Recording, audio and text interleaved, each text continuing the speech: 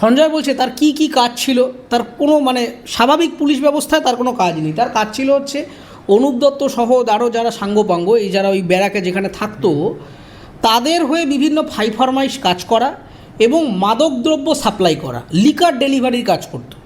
মানে বেসিক্যালি ফাইফরমাস চাকর বাকরের মতো ব্যবহার করানো হতো এদেরকে।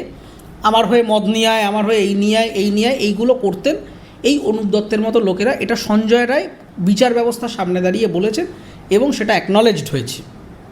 এবার ঘটনাটা হচ্ছে তার মানে পুলিশ ডিপার্টমেন্ট কীভাবে সিভিক ভলান্টিয়ারদেরকে অপব্যবহার করে তার একটা গুরুত্বপূর্ণ দিক রয়ে গেল। আচ্ছা, নেক্সট হচ্ছে সঞ্জয় রায় নেশা করেছেন, ওখানে গেছেন আরজি করে। সঞ্জয় বলছেন যে আমি এরকম মাঝে মধ্যেই যেতাম আসতাম, এবং ওই জাজমেন্টে একটা ইম্পর্ট্যান্ট কথা বলা হয়েছে, যেদিন একজন মহিলা সাক্ষী ছাত্রী পিজিটি বলেছেন যে যেদিন রাত্রেবেলা অভয়ার এই মর্মান্তিক পরিণতি হয় তার আগের রাত্রে সেমিনার রুমে ওই মেয়েটি বিশ্রামরত অবস্থায় ছিলেন এবং সেদিনও নাকি কোনো এক মদ্যপ ব্যক্তি অন্ধকারে ঢুকে পড়েছিলেন সেখানে।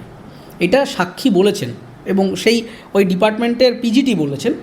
এবং সেই দিন সে ফর্চুনেটলি অনেক কনসাস স্টেটে ছিল, চেঁচামেচি করেছে, সে মাতাল পালিয়ে গেছে।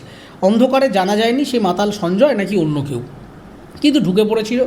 ইমিডিয়েটলি সেই এই ঘটনাটা তার ডিপার্টমেন্টের এইচওডিকে রিপোর্ট করেছিল, কিন্তু নো অ্যাকশান ওয়াজ টেকেন।